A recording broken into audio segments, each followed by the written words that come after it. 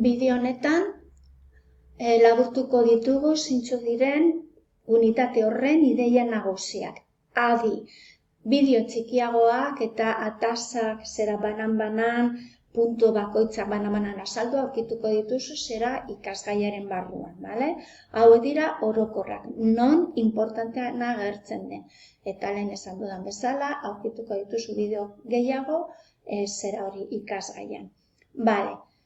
Zeri, hemen daukazu eskema, zeri deitzen diogun ongizatearen estatua. Konzeptu hori garbi izan behar duzu, super importantea da, bale? Ongizatearen estatua bakarrik existitzen da herrialde garatuetan, bale? Hemen metafora horretan, iduri horretan ikusten duzu, zera estatua, euritakoa dena, babesten gaituela. Zein da horren helburua, zein da estatua parte hartzea horren helburua? Gure gizartearen aberastasuna banatzea, ez egotea zera horiekin jende gehiena pobrea eta bakarrik aberats batzuk. Eta beraz ez izate aukerarik ikasteko edo jubilatzen garenean hori zera aukera izateko jubilatzeko edo gaixotzen garenean. Hau da, oinarrizko zerbitzuak ematen dizkigu estatuak, bale? Adibidez, osasuna, hezkuntza, hori importantea da kontrolatzea. Aurrekari historikoa, por supuesto, hori da gaur egungo kontua, hori 19. mendearen amaieran, lehenengo aipamenan, lehenengo reivindikazioak hasi ziren. Gaur egungo, batez ere, Bigarren Mundu Gerratik aurrera joan zen herrialde garatuetan, Europan batez ere, estatu batuetan, ez? Hori joan zen oinarritzen eta indartzen. Zer gertatzen da Espainian? Espainian badaukagula estatu mota hori, ongizate estatua. Eta lehen komentatu dugun bezala, estatua da zera bideratzen duela, prestazio horiek publikoak dira, publikoak esan nahi du estatua kudeatzen dituela. Beste kontu bada zuk egin nahi duzula osasun seguru pribatua da, pribatua aurrera, bale?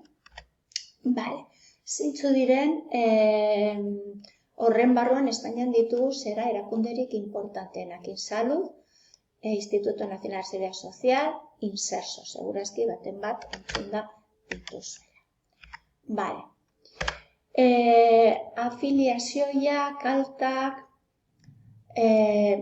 langile bat lanean hasten denean, zi edo zi, ez bada lan beltza, ez badago zera hori ekonomia izkutaturik, alta hartu behar du. Nork ematen du alta?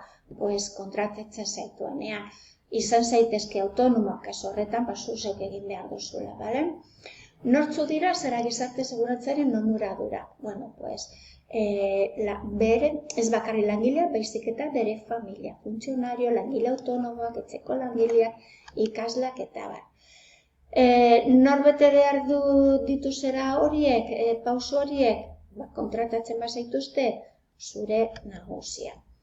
Afiliazioa, hori da, lanean hasten zara eta afiliaturik gelditzen zara. Alta eta baja, lanean hasten zarenean, altan ematen dizute, barura basoaz, bajan.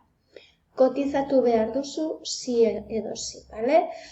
Superimportantea, hori superimportantea da, gero prestazioa jasotzeko, depende zenbat kotizatu duzu, horren arabera jasoko duzu etorkizuna langabezia behar izanez gero edo erretiroa.